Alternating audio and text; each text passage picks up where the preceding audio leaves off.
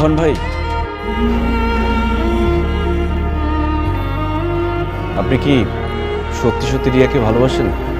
শুধু ভালোবাসি না, রিয়াকে আমি আমার জীবনের চাইতে বেশি ভালোবাসি। এই নেন, আপনার ভালোবাসার মানুষকে আপনার হাতে তুলে দিলাম।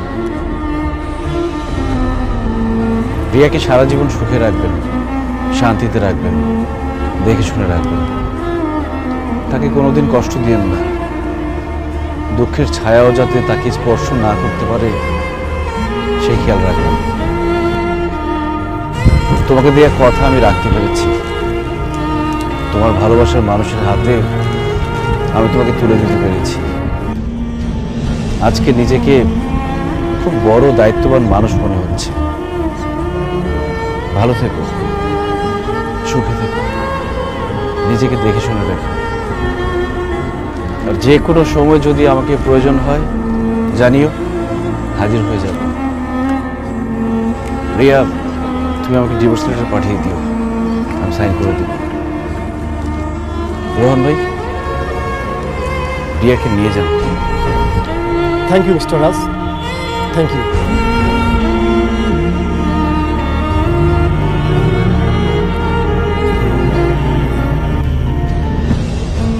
কি ব্যাপার রিয়া, দাঁড়ায় গেলে যে?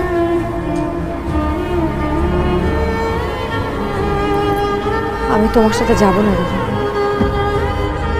কি বলছো তুমি? তুমি কেন আমার সাথে যাবে না? কারণ আমি বিবাহিত, আমি রাজের স্ত্রী। আমি তোমার আগে সেই রিয়া নেই। আমি বুঝতে পারছি আমি কাজটা কত খারাপ করছি। আমি যদি আমার স্বামীকে ছেড়ে চলে যাই তাহলে সে খুব কষ্ট পাবে,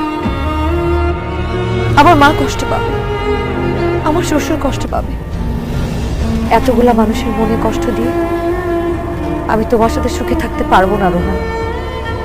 আমি তোমার হাত ধরে চলে গেলে এই সমাজের মানুষ আমাকে চরিত্রহীন মেয়ে মনে করবে, আমার মাকে বাজে কথা বলবে। আমি মেয়ে হয়ে আমার মায়ের এত বড় অপমান আমি সহ্য করতে পারবো না।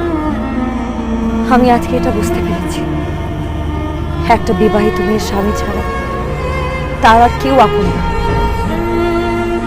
আমার স্বামীর ঘরে আমি যেমন আছি খুব ভালো আছি, তোমার সাথে গিয়ে যে আমি ভালো থাকবো এটার তো কোনো গ্যারান্টি নেই। আমি তো ভালোবেসে তোমার কাছে গিয়েছিলাম, কিন্তু তুমি আমাকে ভুল বুঝে তাড়িয়ে দিয়েছো। তাই এই মুহূর্তে আর তোমার সাথে না, আমি আমার স্বামীর সাথে যাব। আমি আমার স্বামীর সাথে সংসার করব, জীবনে যতটা দিন বাঁচব তার হাত ধরে বাঁচব।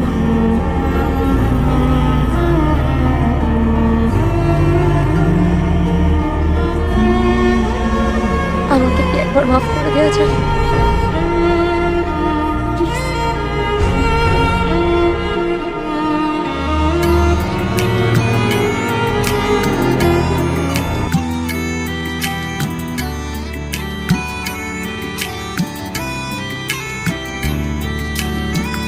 এক বছরেই এটা ফ্যাকাশে।